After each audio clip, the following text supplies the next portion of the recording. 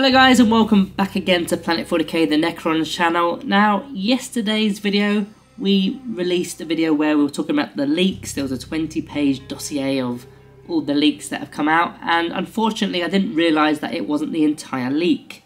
I was just given that link and I did wonder why it started from the shooting phase, but of course you just take leaks as they come.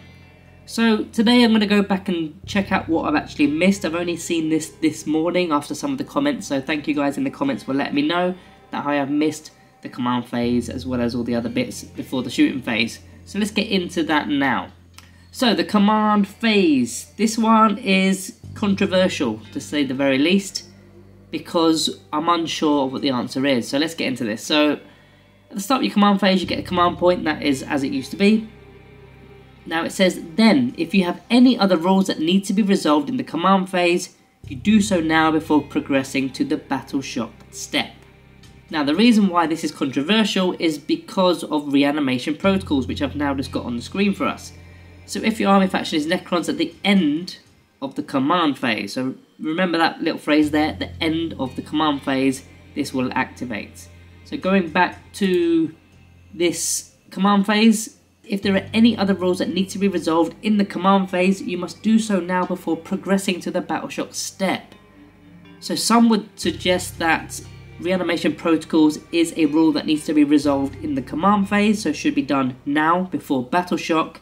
However, as I've just mentioned, reanimation protocols happens at the end of the command phase, and it isn't the end of the command phase yet. The end of the command phase is after battle shock, as you can see here on the left here. First part is command phase, command, as in getting your CP, resolving any rules, and the second part is battle shock. Then once those are done, to me that is the end of the phase. So rules as written, I would say it was after battle shock, and that's very unfortunate for Necron players because we want reanimation protocols before battle shock so that we're potentially not under half strength. And I think that's the way it was probably intended. It was probably intended that way. But it looks like rules as written, it's going to happen after battle shock. So let me know down in the comments below, guys, what's your thoughts on this. I know this, when I first saw this, I thought it just happened before battle shock until I actually got into it and thought, you know what, this is a discussion point. So let's keep going down to the next part. I want to talk about starting strength. This is something new here. Now we already know what half strength is. Of course, if you've got a unit of 10 models and you've only got 4 left, that's below half strength because it's below 5. However, they've actually added something in here. So if a unit has a starting strength of 1, such as a Doomsday Ark for example, then it's said to be below half strength while its remaining number of wounds is less than half the wounds characteristic. So you can actually have a 1 model unit go below half strength to actually still have to take a battle shock test. So that is new for 10th edition, watch out for that one. The next thing I want to talk about, this kind of leads on from yesterday when we spoke about the bodyguards with the attached unit. So you can get a character, put them in a unit effectively. It's going to be called an attached unit. So for example, a Necron Overlord, maybe going with Necron Warriors perhaps. Now it says that the starting strength of the attached unit is equal to the combined starting strength of all of its units, i.e. the number of models the leader has alongside the bodyguard. So if you've got 20 Necron Warriors and an Overlord, that's going to have a starting strength of 21. So bear that one in mind for starting strength. So that is going to assist with battle shock, and in fact that makes me think of a few things in terms of reanimation protocols. We'll probably get into that in another video in fact. Now in fact, before we go on to the next page, for the purposes of rules that are triggered when a unit is destroyed, such rules are triggered when one of the individual units that made up the attached unit is destroyed, i.e. the leader or the bodyguard unit. So if you lost the bodyguard unit first, that would be 1 victory point potentially for your opponent if that was kill points, and the leader will be a second victory point. So they are separated in terms of victory points, but not in terms of actual units, if that makes sense. Next we're going into the movement phase, and there was something pretty interesting in the movement phase. I've just got to find it. So effectively your models can move over friendly models, which is something new.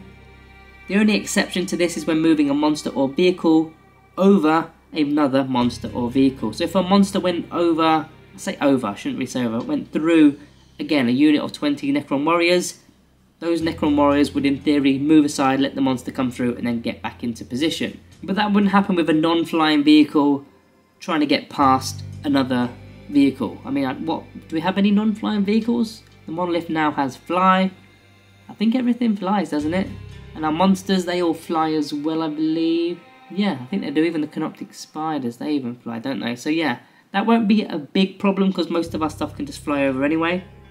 But bear it in mind for enemy factions. Even things such as tanks can go through units of infantry, units of bikers. As long as they're not monster or vehicles, those units are going to move out the way for them. So that's something else that is new.